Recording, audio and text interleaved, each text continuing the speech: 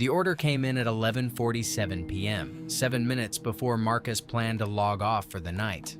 It was a small grocery delivery from a 24-hour market on the edge of town.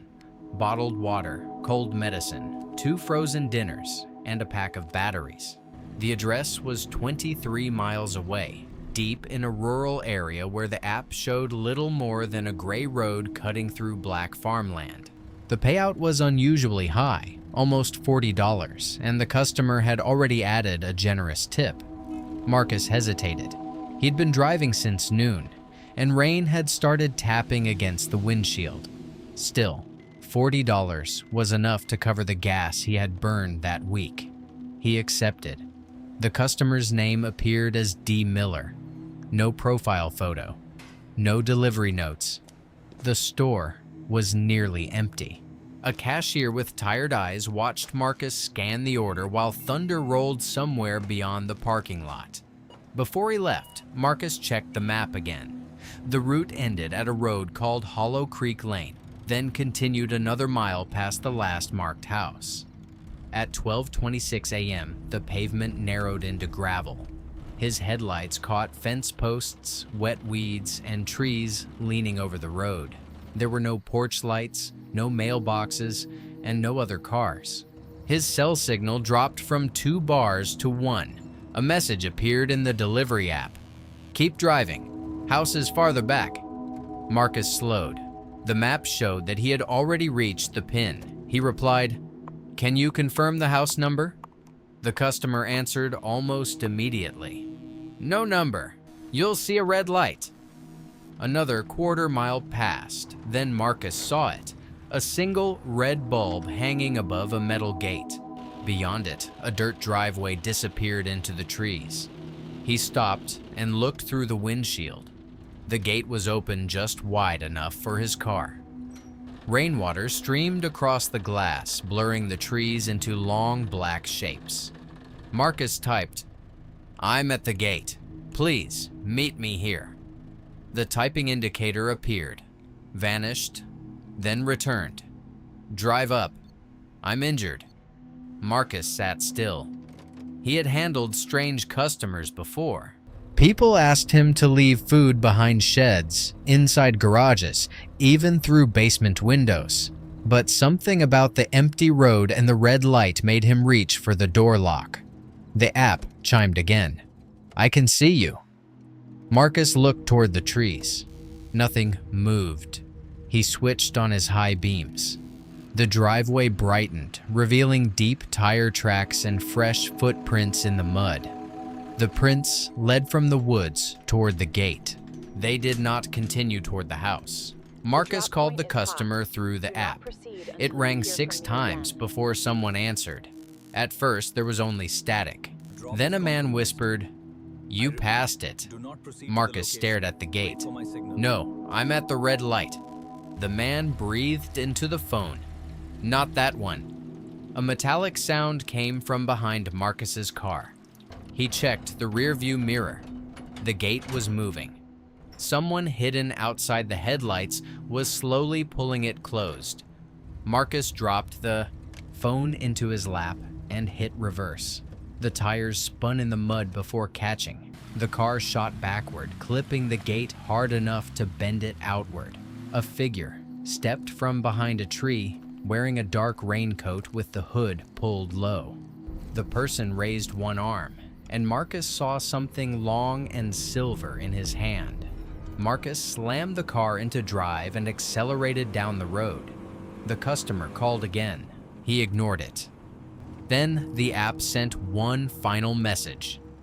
"You left the medicine." Marcus drove until the signal returned and called 911 from a gas station 12 miles away. Deputies searched Hollow Creek Lane before sunrise. They found the gate, the red bulb, the tire tracks, and the footprints. There's no house at the end of the driveway. The road led to an abandoned hunting shed with no electricity and no injured resident. The grocery account had been created that same night using a stolen credit card. The phone number connected to it was prepaid and never used again. 2 weeks later, Marcus received an automated email from the delivery company asking him to rate the customer interaction. Attached to the order was a delivery photo he had never taken. It showed his car stopped beneath the red light, photographed from inside the woods. The second story happened to Elena, a college student who delivered takeout on weekends in a city she had only moved to 3 months earlier. She liked the late shift because traffic was lighter and customers usually tipped better after midnight. Most nights were uneventful. Apartment buildings, dorms, hospital entrances, and crowded bars. On a cold Friday in November, Elena picked up one final order from a Thai restaurant downtown. The customer requested contactless delivery to an apartment complex called Briarstone Heights. The app listed Building C, Apartment 314, and included a note: "Elevator is broken. Use stairs on east side." Briarstone Heights looked abandoned from the street. Only one building had lights. The parking lot was half empty, and several windows were covered with plywood. Elena checked the address twice before pulling in. At 1:18 a.m., she parked near Building C and sent the customer a message: "I'm here. Heading up now." The customer replied, "Door is open." Elena assumed he meant the building entrance. The east side stairwell smelled like damp concrete and cigarette smoke. Half the ceiling lights were out. Her footsteps echoed as she climbed to the 3rd floor, carrying the food in one hand and her phone in the other. Apartment 314 was at the end of a long hallway. Its door stood open 3 inches. Elena stopped 10 feet away. The hallway was silent. No television, no voices, no movement inside. She typed, "Your apartment door is open. Should I leave the food outside?" The response came at once. "No, bring it in. I can't walk." Elena felt the same instinct she had learned to trust while working nights. Do not enter. She placed the bag beside the door, took a delivery photo, and started back toward the stairs. Her phone rang through the app. She declined the call. It rang again. Then a voice came from inside apartment 314. "You forgot the drink." Elena froze. The order did not include a drink. She turned slightly. The door had opened another few inches, though she had heard no hinge movement. The apartment beyond was completely dark. "I left everything in the bag," she said, keeping her distance. The voice answered, closer this time. "No, you didn't." Elena walked quickly toward the stairs.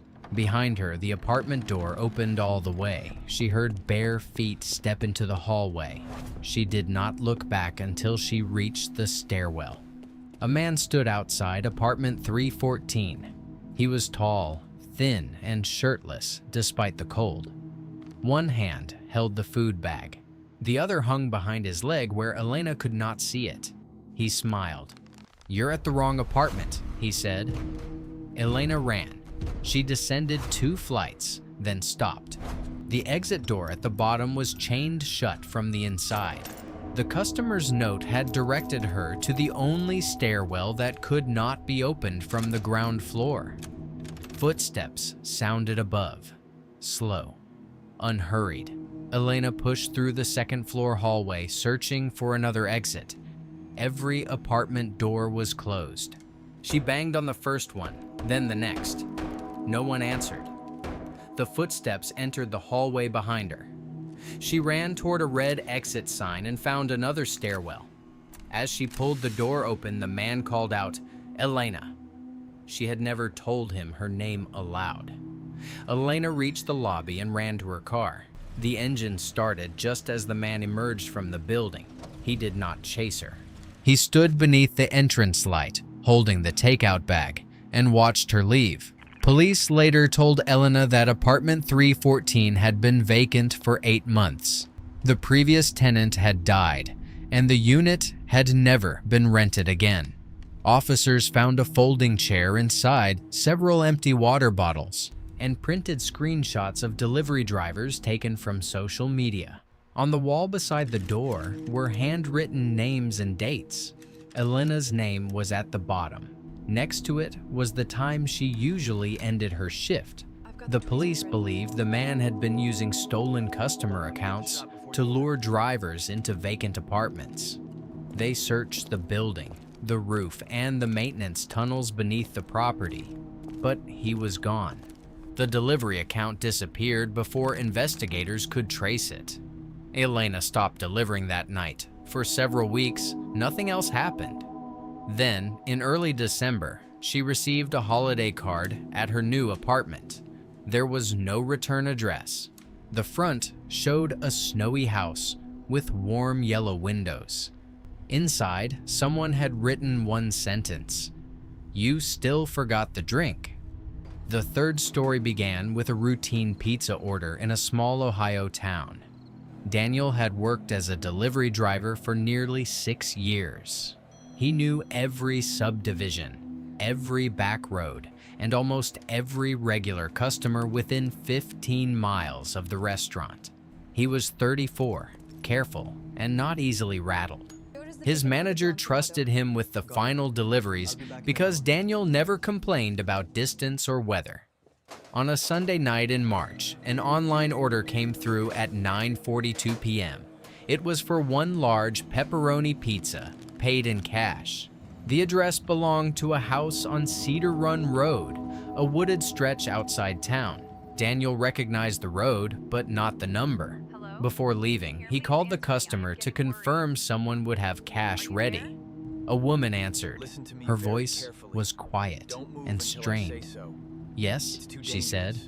"Please come to the side door." Daniel asked if everything was all right. There was a pause. Then she said, "Don't knock." The line disconnected.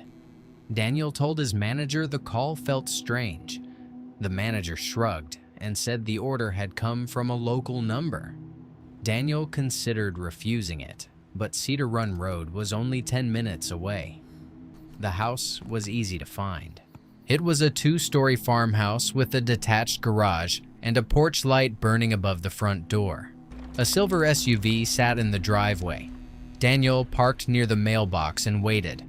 No one came outside. He called the number again. This time, a man answered. "Side door," the man said. "Is the woman who placed the order there?" The man paused. "She's busy." Daniel remained in the car. The porch light switched off. A second later, the side light turned on near the garage.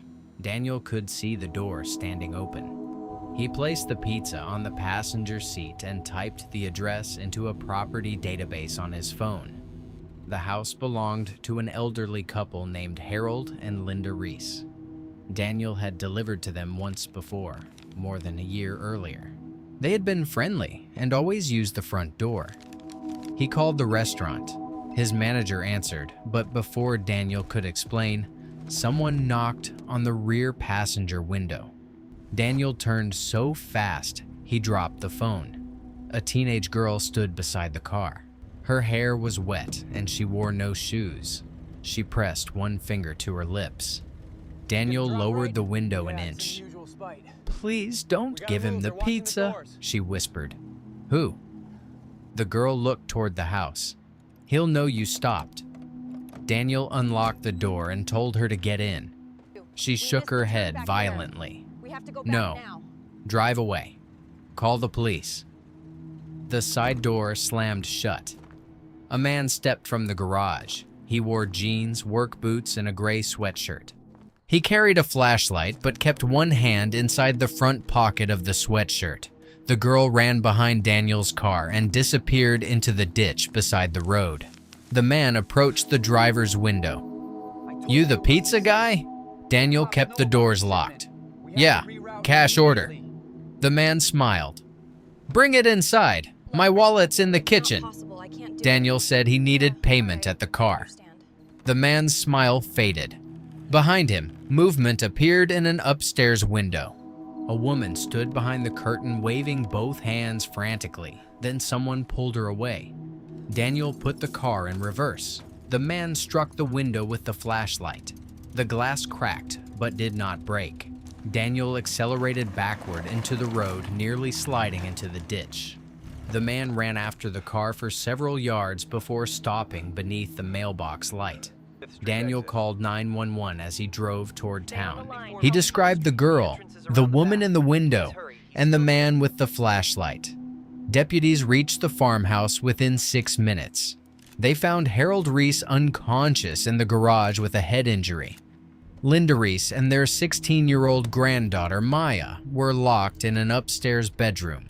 The intruder had entered through an unlocked basement window earlier that evening. He had forced Linda to order food so he could steal the driver's car and use it to leave town without taking the family's vehicle. Maya had escaped through a bathroom window moments before Daniel arrived. She hid beside the road until she saw his car. The intruder fled into the woods before police entered the house. Dogs tracked him to an abandoned rail line, then lost the scent near a highway. Daniel thought the story was over. 3 days later, an officer returned to the pizza restaurant and asked to see the original online order. The account name, phone number, and address had already been turned over, but something in the notes had been missed. Beneath the instruction, "Come to side door," the customer had typed, "Driver has a blue sedan. He usually comes alone." Daniel did drive a blue sedan. The order had not been random. Someone had watched him long enough to know which nights he handled the final deliveries. The suspect was arrested 2 months later after breaking into another home across the state. Police found several printed restaurant schedules in his backpack, along with handwritten vehicle descriptions and employee names from 6 different delivery businesses. Daniel's name was circled twice. He quit the restaurant before the trial. Years later, he still refuses to order food after dark because he knows how much information a stranger can collect from one ordinary delivery. These stories are disturbing because none of the drivers began their shift expecting danger. They were doing work most people barely notice, picking up bags, following directions, driving to homes, and trusting that the person behind the order was simply hungry. For Marcus, the danger was hidden behind a false address and a red light in the woods. For Elena, it waited inside a vacant apartment with her schedule already written on the wall. For Daniel, it used a terrified family as bait and knew the color of his car before he even accepted the order. The most unsettling part of delivery work is not the darkness itself. It is the amount of trust built into every trip. A driver is given a name that may not be real, an address that may not be safe, and instructions written by someone they have never met. They are expected to arrive alone, often after midnight, carrying exactly what the customer requested. Most deliveries end with a closed door and a quick thank you. A few do not. Marcus later told investigators that he kept replaying the same moment in his head, the message that said, "I can see you." At first, he assumed the customer meant from a window. Only after seeing the photograph attached to the order did he understand that someone had been watching from the trees before he even reached the gate. Elena's case remained open. Police compared the handwriting in the vacant apartment with the message inside the holiday card, but no match was ever found. The building was renovated the following year. Apartment 314 was rented to a young couple who had never heard what happened there. 3 weeks after moving in, they reported that someone kept leaving unopened drink cups outside their door. And Daniel learned one final detail during the intruder's trial. The man had not selected Daniel because of his car. He selected him because Daniel always walked orders to the door, even when customers refused to come outside. The blue sedan was only how the man knew he had arrived. Delivery platforms and restaurants have changed some safety rules since incidents like these. Drivers can now share their location, cancel suspicious orders, and report dangerous customers. But those protections only help when a driver recognizes the warning signs early enough. The signs are rarely dramatic. A customer asks for the side entrance instead of the front. A delivery pin appears beyond the last occupied house. A stairwell is specifically chosen because one exit cannot be opened. A person knows the driver's name before hearing it. A customer insists that the driver step inside. Each request can sound reasonable by itself. That is what makes it effective. People who target delivery workers understand the pressure built into the job. Drivers are rated on speed, completion, and customer satisfaction. They know refusing an instruction might cost them money or lead to a complaint, so they ignore the feeling that something is wrong and take one more step toward the door.